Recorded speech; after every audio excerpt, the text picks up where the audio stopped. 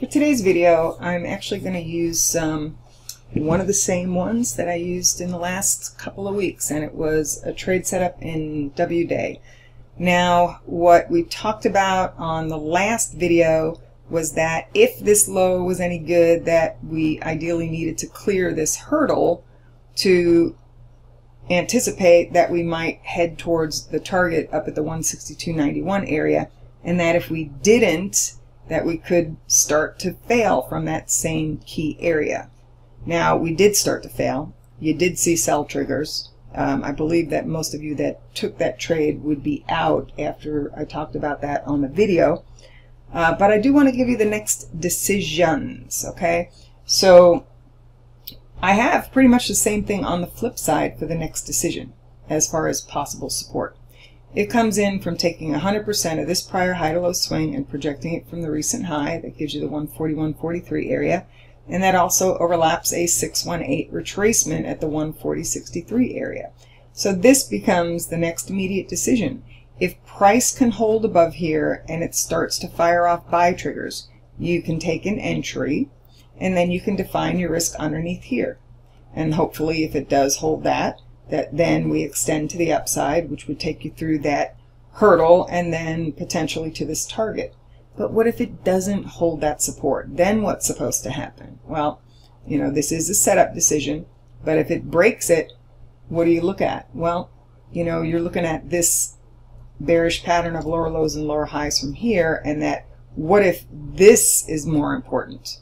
Okay, what if my original setup's not going to play out at all? Well, then you have to be aware that if it doesn't, you know, hold somewhere above this low, that it could extend to the downside instead. Okay, so there's more than one decision, or there has been multiple decisions on this particular chart. But I also want to show you one other thing, that this was exactly like one of the trade decisions that we had in Amazon today. Now I'm showing you this on a 10-minute chart. And there was a support cluster this morning at this area. So when it did pull back, I know that there were a fair amount of buyers there. But what happened was, in the process of testing this lower support, you had taken out a prior swing low, and you also had the moving average cross over to the downside.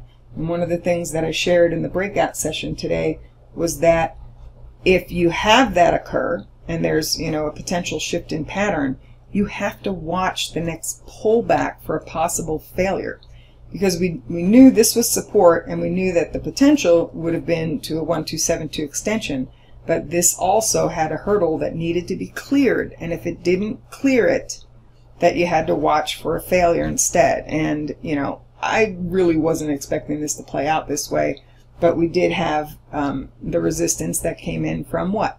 618 retracement and 100% of this prior rally swing, and it ended up rolling over for let's see, a pretty healthy decline of $47.62. Okay, now, I'm not going to tell you that I took it for myself. I was too busy running charts, but this was one of the setups that was in the trading room. So anyway, I hope that helps. You can definitely run the same type of thing on any of the charts that you look at.